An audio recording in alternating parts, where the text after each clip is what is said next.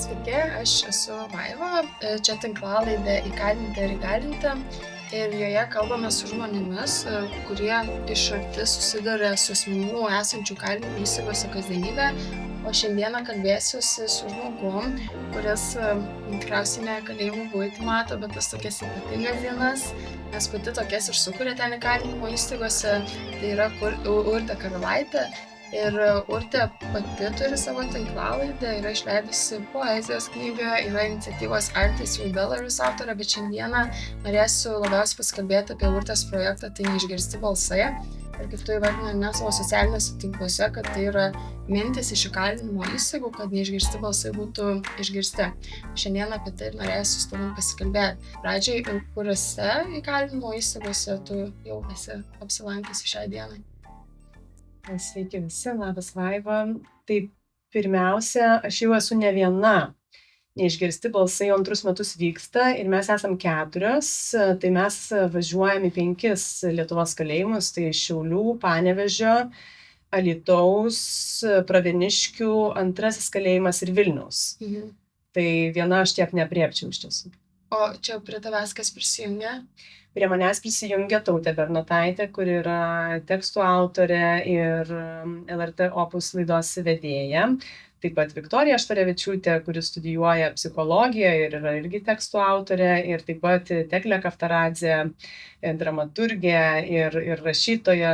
Žodžiu, tokios 3 dar labai stiprios ir labai skirtingos. Mes visos esame iš tiesų, bet labai savo tokias kryptis labai stipriai laiko. Kaip suprantu, kalėjimuose, nežinau, ar jūs visos, ar tavo yra kūrybinio rašymo dirbtuvės, kitos užsiema galbūt kažkiek ta veikla, nuteistiesiem asmenėm, gal ir suimtiesiem, nežinau, patikslinsi mane, kodėl nusprendei pasirinkti pati kūrybinį rašymą ir vykdyti va tokią veiklą įkalinimo įstaigose? Tai turbūt dėl to, kad aš iš tiesų gal to nevadinčiau visai tokiu kūrybiniu rašymu, mūsų užduotis labai įvairios būna ir čia mes visos iš tiesų vedam kaip ir rašymo dirbtuvės ir tada jau labai skiriasi, kokias ten tas užduotis ir kur mes nujudam su tuo rašymu, ar ten vieną dieną kūrybiškiau, ar kitą dieną reflektyviau galbūt.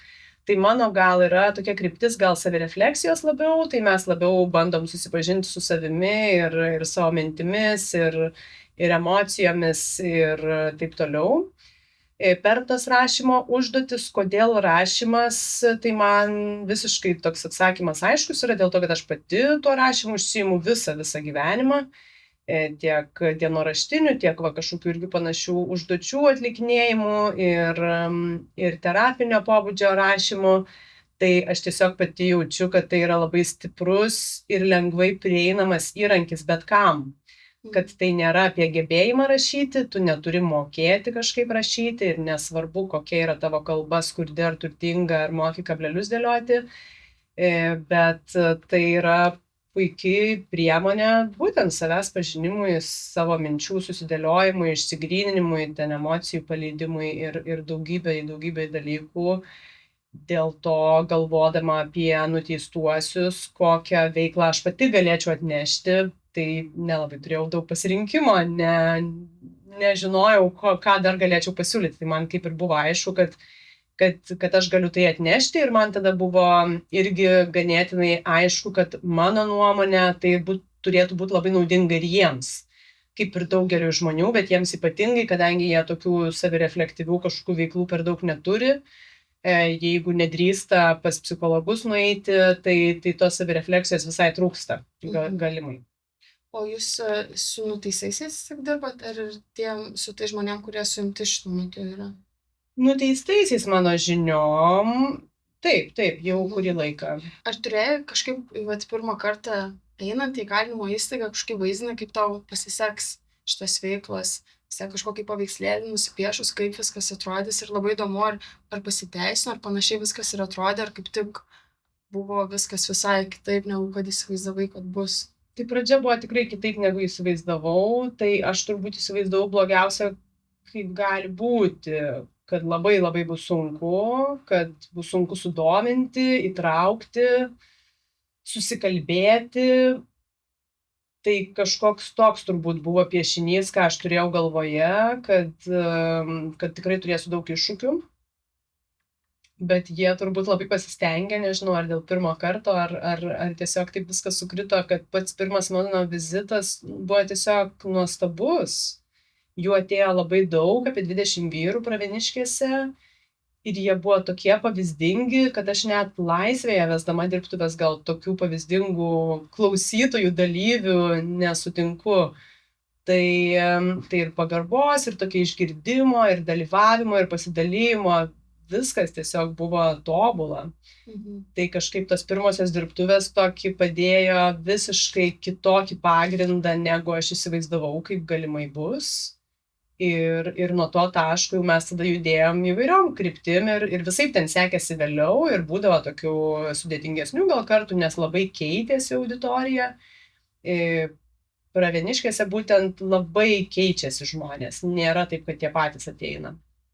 Šiemet gal truputį yra daugiau pasikartojančių dalyvių, bet iš principo aš ir laikau viską atvirą, kad gali bet kas bet kada užsukti.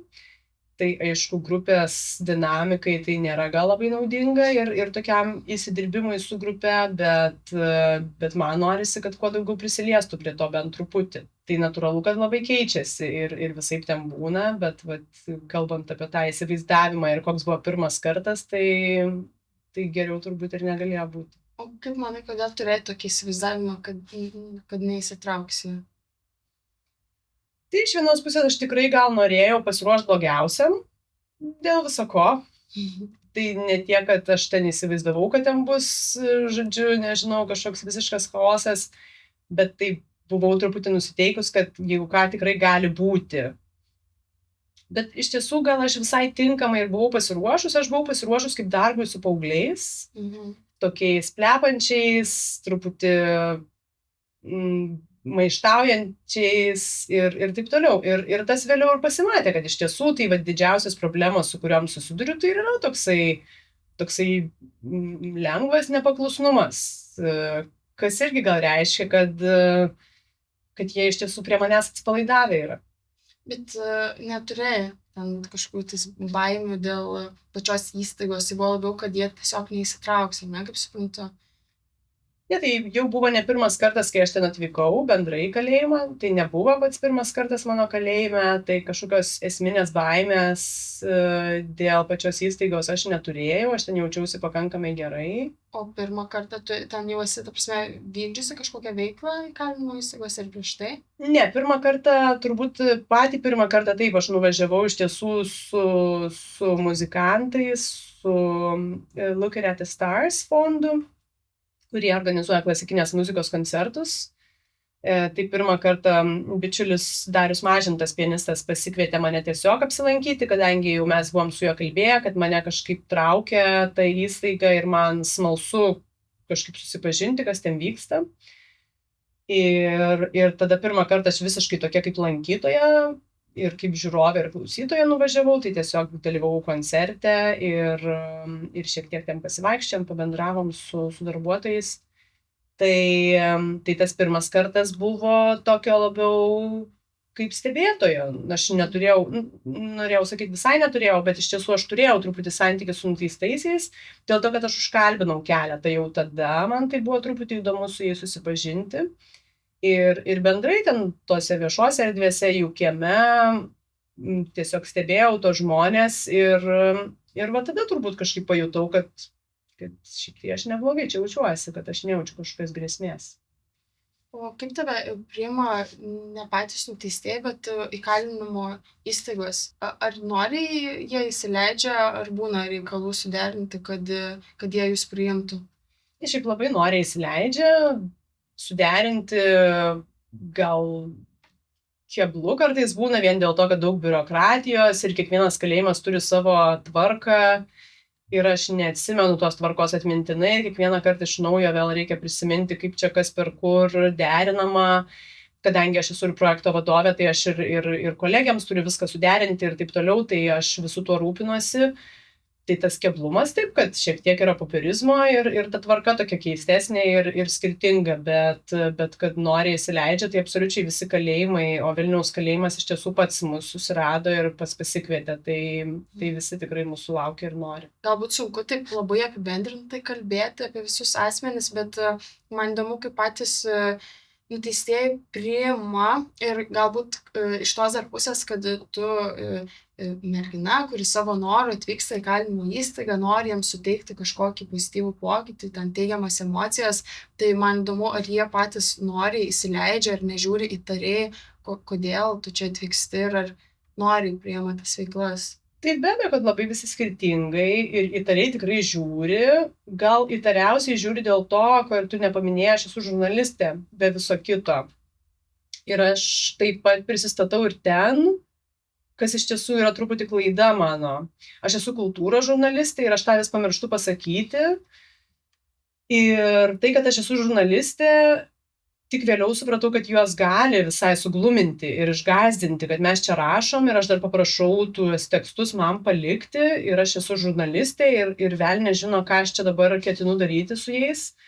Tai aš pati tik vėliau supratau, kad iš tiesų tai skamba tikrai labai keistai ir kažkaip grėsmingai ir kažkaip, nežinau, labai paslaptingai, kad čia jau kažką aš čia planuoju.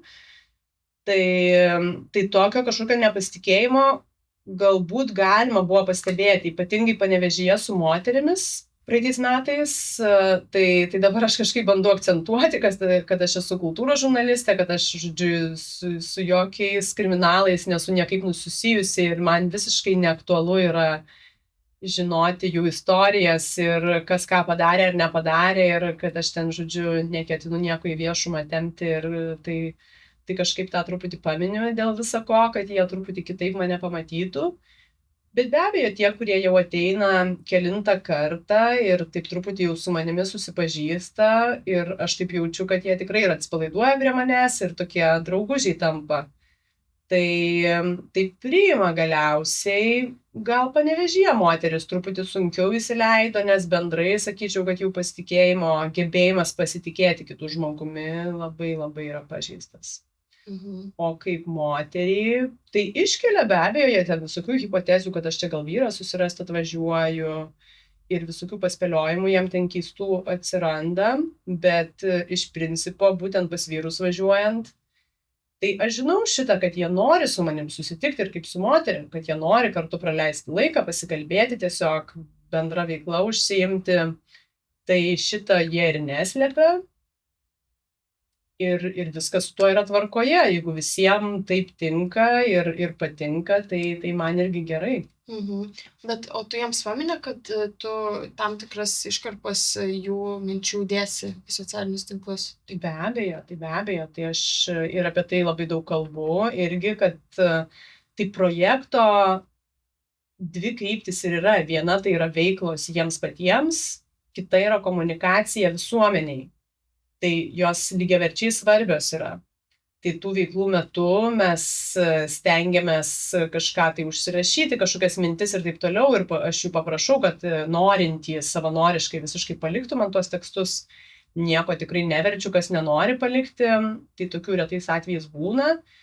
Ir kad anonimiškai aš dalinuosi kažkam iškarpam, bet vėlgi tai tikrai ne visų susirenkame ten labai daug, ypatingai šiais metais, kai turim per visus metus 50 dirbtuvių, tai iš tų 50 mes po vieną tekstuką ištraukiam. Tai natūralu, kad tik tai kažką tai parenkam, tai tie, kurie gal labai norėtų, kad ten jų publikuotume, tai irgi negaliu aš niekam nieko pažadėti, mes atsirenkam kažkokią tai įvairovę tų minčių ir tekstų ir kas būtų, taip mano nuomonė, kas būtų įdomu visuomeniai išgirsti. Ir tikslas ir yra tam, kad truputį su to mintim, su tais nuteistaisiais tiesiogiai truputį visuomenė susipažintų, kas tai per žmonės, ką jie mąsto, kaip jie jaučiasi ir taip toliau. Šiaip labai įdomu, ką paminėjai apie moteris, nes kaip ir atrodo pati moteris atvažiuoja tarp moterų, kažkaip jos turėtų, nežinau, jausti saugiai, priimti, atsiverti. Kaip manai, kodėl joms kaip tik yra sunkiau? Čia gal taip stereotipiškai, bet atrodo, nežinau, laisvėje moterys visai gal labiau netgi noriai dalinasi savo jausmais negu vyrukai. Tai kažin, kodėl ten yra kaip ir atvirkščiai, kaip suprantu. Dėl to, kad yra labai labai nesaugi aplinka. Sunku taip tiksliau pasakyti, kodėl, bet jos tiesiog, manau, kad ir supranta, kad bet kas gali atsisukti prieš jas, bet kas, ką jos pasakys, ką pasidalins, prisileisti nei viena kitos, nei manęs nenori, nes tai irgi gali atsiliepti. Tai be abejo, kad jos turi kažkokias drauges, tai susiformuoja savo grupeles ar ten kas su kuo ir bando vis tiek tą saugumą kurti, nes labai retais atvejais iš tiesų ir jos rašydavo, kai kurios, kad jos yra visiškai vienos ir jos stengiasi atsiriboti maksimaliai, kaip tik neturėti jokio santykio su kitom, tai ir dėl tų galimų problemų. Bet jos bijo kitų reakcijos į tai, ką jos gali pasakyti? Ne, tai reakcija tai yra švelnu, reakcija tai yra niekis, palyginus su tuo, ką jos gali gauti. Aš manau, kad tai yra ir pavojinga, tai tiesiog gali atsisukti rimčiau prieš jas. Tai aš jau ten tos virtuvės per daug nežinau, bet galima tai įsivaizduoti. Iš kitos pusės, gal aš nemažai apie tai galvojau, kad moteriški kolektyvai net ir laisvėje, šiaip jie nėra puikios dinamikos. Labai sudėtinga moterišką kolektyvą kažkokį tai harmonišką ir darnų sukurti, su išimtimis be abejo. Tai čia reikia suprasti, kad čia yra moteris galbūt su labai skirtingais ir išsilavinimais, ir aplinkom, ir socialiniais įgūdžiais, ir emociniu intelektu, labai labai skirtinga grupė. Ir jos dinamika kažkaip išvystyti, kad jinai būtų kažkokia saugi ir priimanti ir patikima. Aš manau, kad tai yra labai labai didelis iššūkis. O tu esi mėginusi vesti šitas veiklas, ta prasme, vienas ant vieno, ar pas tave visuomet surinka grupelės, gal tuomet jiems saugiau būtų atsiverti, bet galbūt. Tai vienas ant vieno nebandžiau, nes visgi tikslas yra, kad tai būtų grupiniai užsiėmimai ir tiesiog neturim tokios prabangos, kad po vieną dirbtume, galimybių nėra. Tiesiog norisi, kad daugiau žmonių patirtų tai negu su vienu. Tai be abejo, mes galėtume gal su kažkokiu motyvuotu žmogum labai intensyviai dirbti ir nežinau, ir knygą parašyti, ir ko tik ne, bet tikslas visiškai kitoks yra. Ir iš tiesų dalis tikslo irgi yra truputį pabandyti, pasidalinti tais dalykais ir kaip pavyksta. Tas dalinimasis irgi atneša kažką tai, kažkokius mainus vieniems iš kitų, jie irgi gauna kažkokią mintį išgirsta, kitas kito mintį išgirsta ir tas dalinimasis dėl to grupinės veiklos bendrai yra svarbios visame pasaulyje, visose grupėse. Tai šiuo atveju, kadangi tai nėra psichoterapijos užsiėmimai, tai nėra darbas viens ant vieno, tai tikslas labiau yra toj grupėje kažkaip dinamiškai bandyti būti.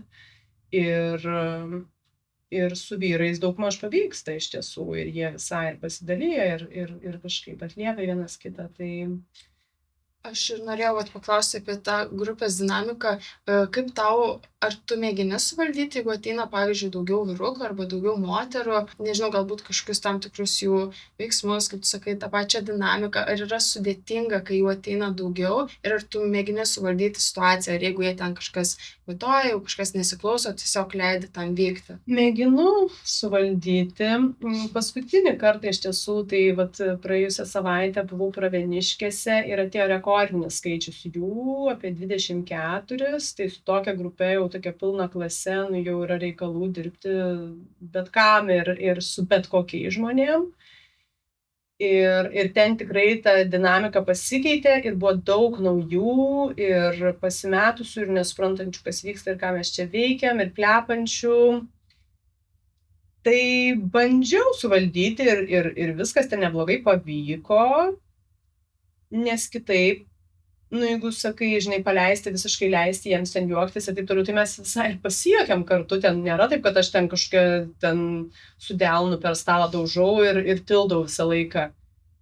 Tai kažkaip bandau laviruoti ir reaguoti į tai, ką jie sako, bet ir paprašyti ir pagarbos ir išgirdimo, kad dabar išgirskit, ką aš noriu pasakyti ir parašykime visgi arba netrukdykime kitiems, kol jie rašo. Tai kažkokių tokių pastabų visgi padarau, bet man čia nėra vieno atsakymo, kaip turėtų būti, nes aš irgi ir nesu mokytoja, ir nesu edukologė, ir man baisus yra tas mokytojos vaidmuo, kuris tildo nuolatos. Tai tarsi nenorėčiau būti tą muštruojančią, žodžiu, reikalaujančią čia dirbti, bet tuo pačiu aš matau tą tikslą, kad jeigu mes čia susirinkome, tai truputį padirbėkime kartu, paveikime kažką, po to eikit jūs ir plepėkit ir ką norit darykit. Tik tai tas ir įdomu, kad plepėti labiausiai norisi per užsiėmimus. Tai nežinau, aš tai bandau tiesiog kažkaip organiškai laviruoti, bet šiaip aš pati užsiplepanti esu ir kartais nuo jų plepalų mes nueinam kur nors ir pasijokiam ir taip toliau ir pajokaujam, tai nėra kažkokios spengiančios tylos ir ten daužymos pagalį per stalą. O man labai įdomu, ar yra buvę tavo atveju, kai išeini iš užsiėmimo ir jauti, kad kažkaip neįvyko užsiėmimas? Ar yra buvę tokių atvejų, ar kiekvienas užsiėmimas tikrai yra svarbus, prasmingas ir kažką visgi duoda ir palieka? Praeitais metais gal buvo vienas, kai atėjo labai nedaug jų ir atėjo tokie probleminiai ir nemotyvuoti, ir probleminiai, ir dar negana to, jie išvarė vieną vyrą atėjusi, turbūt dėl subkultūros, žodžiu, niuansų, ir mes tada turėjom tokį truputį ir diskusiją ir kiviršą, kad taip neturėtų būti, kad man taip netinka, kad aš noriu visus priimti užsiėmimą. Be abejo, jų argumentai buvo, kad čia ne mano taisyklės yra, kad aš atvažiuoju pas juos ir turiu, žodžiu, paisyti jų taisyklių. Tai ten jau buvo atmosfera nekokia. Ir be abejo, aš prie jos prisidėjau, aš iškėliau tą diskusiją ir aš bandžiau su jais kalbėti ir mes ten pykomės ir taip toliau.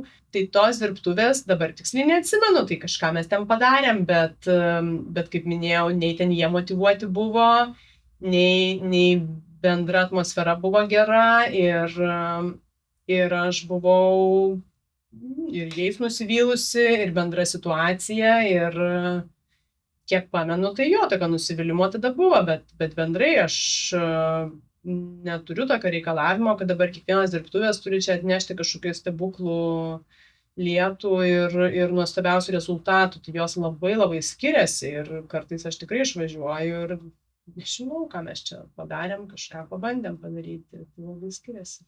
O yra tokios dirbtuvės, kur labiausiai įsiminė tuo, kad kažkas labiausiai atrodo, kad įvyko? Yra buvę vienas irgi praėjusiais metais, kur atėjo nedaug vyrukų, bet tokia kažkokia kompanija susirinko, bet jie kaip tik kažkaip saugiai jautėsi vieni prie kitų, pakankamai saugiai, kad galėtų dalyti žodžiu, nes tai be to, kad mes parašom, mes truputį bandom dar atsispiriant nuo tos temos kažkaip pasikalbėti apie tai ką mes čia galvojam apie tai, nereikia skaityti tikslių savo minčių, bet tiesiog pasidalinti tuo, ką aš mąstau ir truputį atliepti, išgirsti, padiskutuoti vieniems su kitais. Tai va tą kartą tikrai atsimenu, kad buvo tokio stipraus pasikalbėjimo ir išgirdimo ir įsitraukimo. Ir buvo vienas vyras romų kilmės, kuris tą vienintelį kartą ir atėjo, bet man labai įsiminė, kuris taip labai gražiai mąstė ir labai kažkaip giliai sąmoningai įsitraukė ir jo tada dalyvavimas irgi toks labai stiprus buvo, kas vėliau pasimatė, aš atpažinau iš to, ką jisai pasakė, žodžiu, kurie jo tekstai yra, kad jisai buvo neraštingas iš tiesų, praktiškai visiškai, jis vos kelius žodžius sugebėjo parašyti. Bet jis nuostabiai reiškia savo mintis žodžiu ir dalyjosi noriai ir taip atvirai ir saugiai, tai va tas tikrai buvo įsiminę, kad taip va tokio pasikalbėjimo labai retai pavyksta kažkaip ištraukti, nes to nesaugumo bendrai tiek vyrų, tiek moterų grupėse tikrai yra nemažai ir nepasitikėjimo, ir nesaugumo, tai vyrų galima sakyti gal stereotipiškai tarsi turėtų būti dar stipriau, bet viskai pavyksta man su jais pasikalbėti. Ar esi dirbusi su nuteistaisiais iki gyvos galvos, kurie turi šitą nuosprendį? Ir jei taip, esi? Taip, Taip, esu. tai kaip jiems sekasi dalyvauti susitikimuose ir palaikyti tą viltį, nes atrodo, kai tu žinai tą terminą, galbūt yra šiek tiek lengviau. Ir man labai įdomu, ar esi pastebėjusi, kaip jiems sekasi tos veiklos ir kuo jie gyvena, kuo jie palaiko tą viltį, kad gal bus gerai. Aš nežinau, kas už ką ir kiek ten bus. Tik tai iš jų pačių kažkokių užuominų aš kartais suprantu, žodžiu, kad jie iki gyvos galvos yra, tai keletas tokių, gal praeitais metais tikrai žinojau, kad keletas yra. Šiais metais gal taip numanau ir per daug aš ten tikrai neturiu tikslo aiškintis. Tai praeitais metais labai ryškiai atsiskleidė tai, kad bendrai, ką aš gaudavau iš tų dirbtuvių, tai yra labai didelis vilties jausmas. Ir būtent dažniausiai tai ir būdavo iš nuteistų iki gyvos galvos, kas šiaip sunkiai suvokiama yra, bet aš manau, kad tai yra iš viso vienintelis dalykas, kuris juos palaiko. Iš vis gyventi dar. Būtent ta viltis, kurią jie susikuria patys ir ta viltis ir laisvei. Ir net ir turėdami nuosprendį iki gyvos galvos, jie vis tiek turi viltį, kad išeis. Ir tai nebūtinai yra neįmanoma. Tai be abejo, kad yra tam būdų. Ir praeitais metais aš ir buvau liudininkė vieno vyruko, kuris turėjo nuosprendį iki gyvos galvos, apie 20 metų jau atliko bausmę. Ir jį vis perteisinėjo ir tuo metu per dirbtuves, tuo laikotarpiu paskutinis teismas ir davė sprendimą jam sušvelninti bausmę ir 10 metų jam liko. Žodžiu, kad iš principo jisai iš viso turi galimybę išeiti į laisvę, tai stebėjau, kaip jisai veikia ir mąsto tuo metu ir tai šalies tai labai sunku suvokti, mes to nesuvokiam.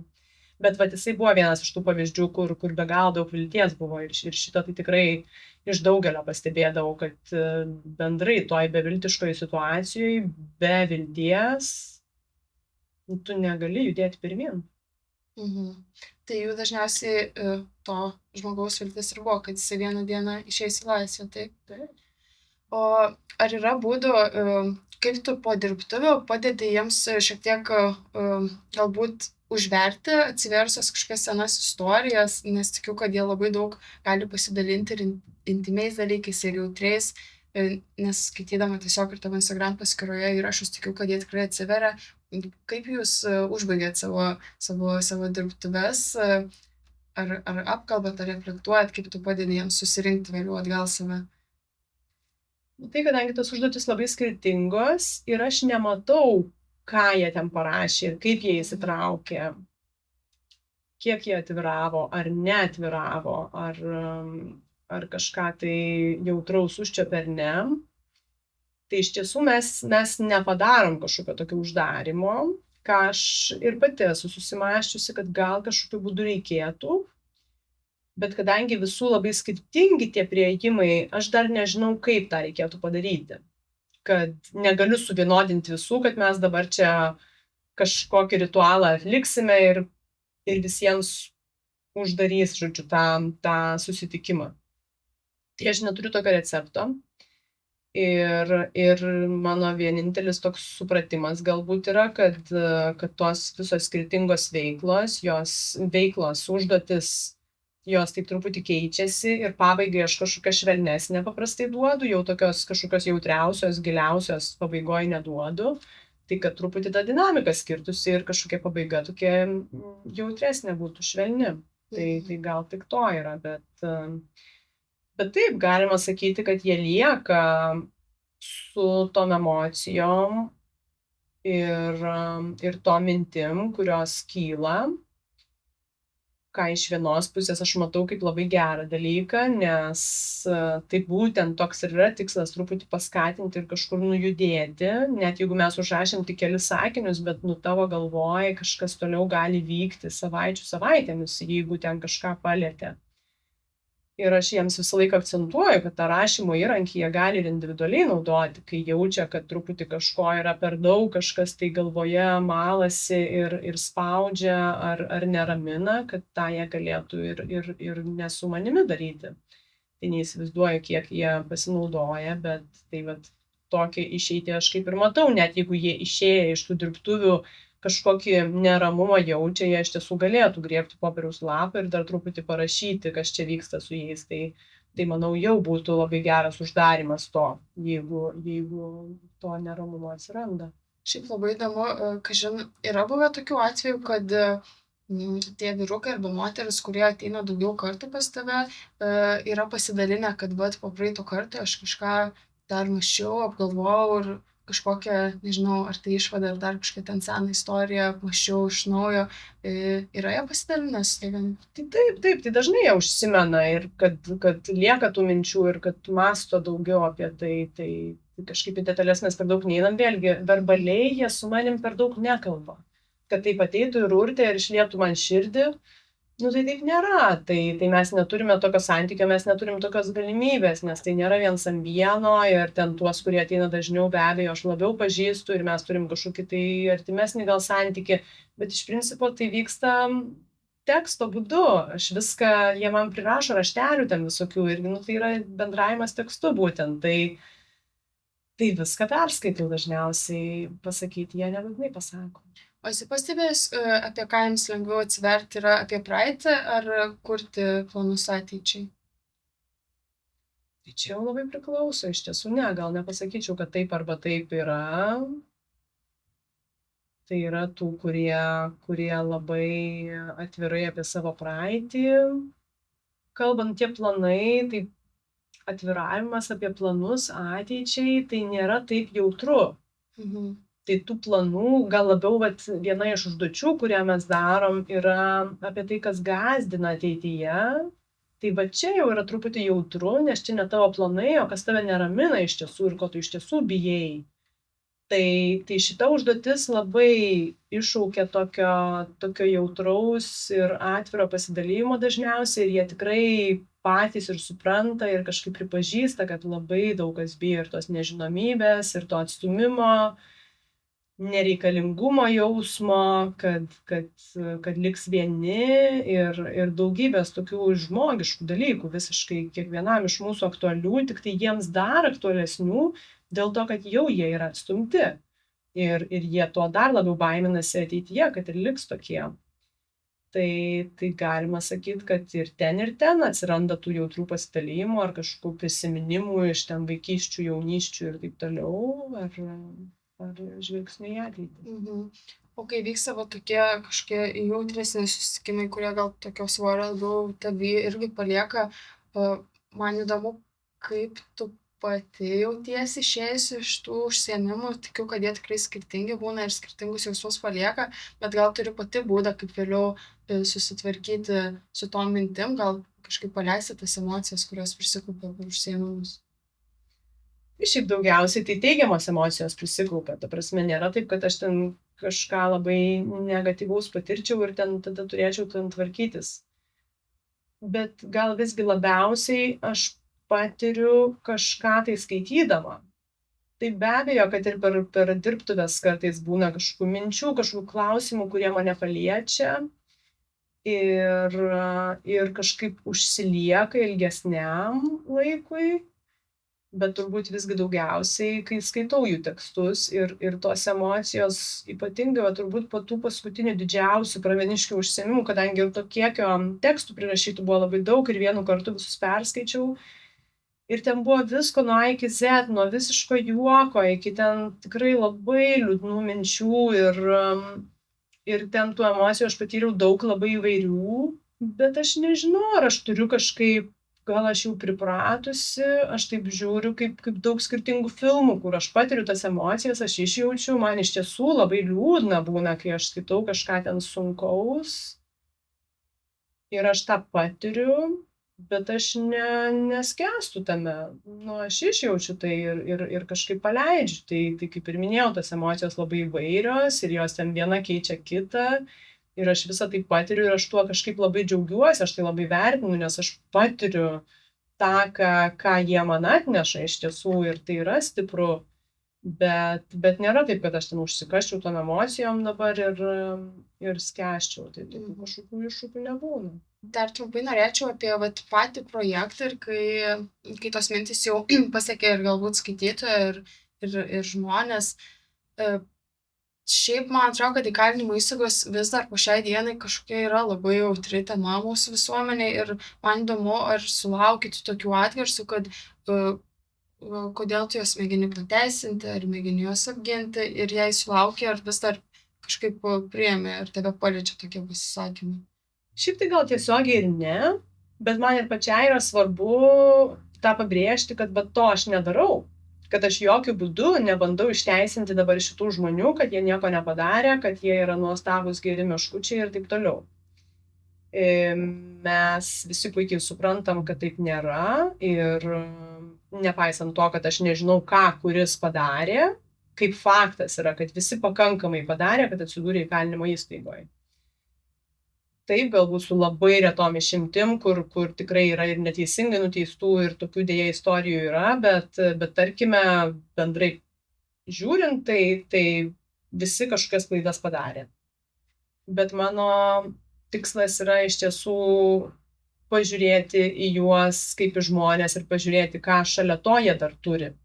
Kad jie jau kažką padarė taip, ką jie nori su tuo daryti toliau, kaip jie nori toliau savo gyvenimus dėlioti ir kaip išnaudoti galbūt tą bausmės laiką, kam skirti, kam apmastyti, ką išmokti, kur tobulėti ir taip toliau. Tai gal čia yra man svarbesni klausimai.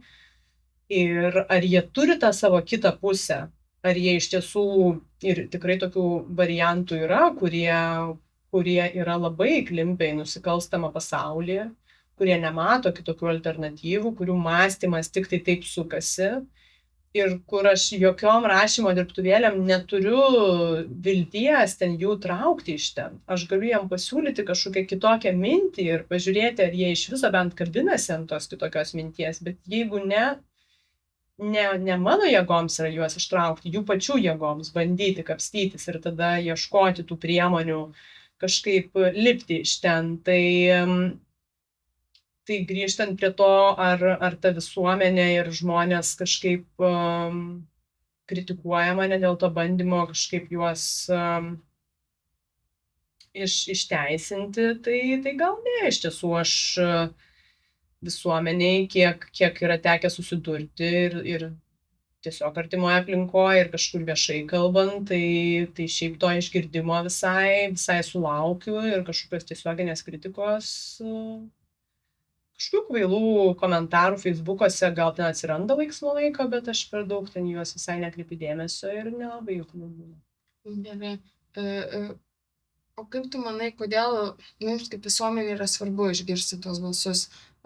Kodėl yra svarbu neatsiriboti, bet mėginti užmėgsti tą dialogą ir išgirsti? Nes tai visuomenės dalis yra. Mes tiesiog apie ją pamiršom ir tai yra viena iš dalių ir ta visuomenė yra labai įvairi ir tai nėra tik tai žmonių žurnale esantys žmonės ir Instagramuose daugiausiai sekėjų turintys žmonės, tai yra įvairūs žmonės, kurie dirba ir paprastus darbus ir dirba ir šlavėjais, ir mokytojais, ir visus svarbius darbus, kuriuos šitoj visuomenė reikia nudirbti. Ir lygiai taip pat yra žmonės, kurie šiuo metu yra kažkokią klaidą padarę ir šiuo metu atlieka bausmę kažkurį tai trumpesnį ir ilgesnį laiką. Ir jų gyvenimas ten nesustoja, jie vis dar gyvena gyvenimus toje aplinkoje. Tai man asmeniškai tas išgirdimas tų balsų ir yra svarbiausias dėl to, kad mes nepamirštume, kad šita visuomenės dalis iš viso egzistuoja. Jinai niekur nedingo, jinai net nesuspenduota, jinai truputį dabar nedalyvauja mūsų viešajam tokiam įprastam gyvenime, bet jų gyvenimai vis dar vyksta ir jie grįš. Ir jie bus vėl visuomenės dalis. Tai tam, kad mes iš viso tą suvoktume ir bandytume kažkaip pamažu jaukintis tą mintį, kad jie grįš ir kad mes norim, kad jie grįžtų. Be abejo, kad mes norim, kad jie geresni grįžtų. Ir tai iš dalies irgi nuo mūsų priklauso, nes integracija į visuomenę yra problematiška dėl daugybės dalykų. Ne tik tai dėl to, kad jie jau turi įprotį ir nebūtinai moka kitaip užsidirbti pinigų, bet jų ir aplinkos elementariai. Bet paskutinį kartą aš kalbėjau iš tiesų Vilniaus kalėjime su vienu vyruku, kuris manęs pats paklausė, kaip man susirasti draugų, nes jisai greitų metų išeis iš įkalinimo įstaigos.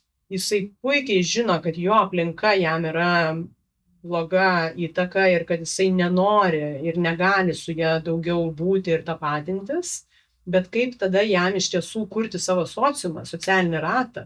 Tai jo tas klausimas buvo visiškai natūralus, kaip man susirasti draugų, kad aš galėčiau gyventi kitaip, bet pilnavertiškai. Tai grįžtant prie visuomenės, tai tikslas išgirsti, tai vat ir tokias mintis yra svarbu, tam, kad mes suprastume, kad yra žmonių, kurie nori grįžti, nori kitaip ir mes galime jiem padėti, nes kitaip jiem bus labai labai sunku ir jeigu mes nei kiek neištiesim pagalbos rankos ir numosime visus ranką, kad visi ten buvę nuteistieji yra tokie ir anokie ir visi nepataisomi ir taip toliau, tai jiems tikrai nebus jokio išėjimo iš to rato. Gerai, ačiū tau, Urte, labai už pokalbį, už tavo veiklą, už tą dialogą. Tikiu, kad jis be galo prasmingas yra ir palinkėsiu, kad kuo daugiau žmonių pamatytų ir atrastų projektą, neišgirsti balsai, kad tie balsai tikrai vis labiau būtų išgirsti. Ir ačiū, kad klausote mūsų tinklalaidės Įkalinti ir įgalinti. Ir iki kitų kartų.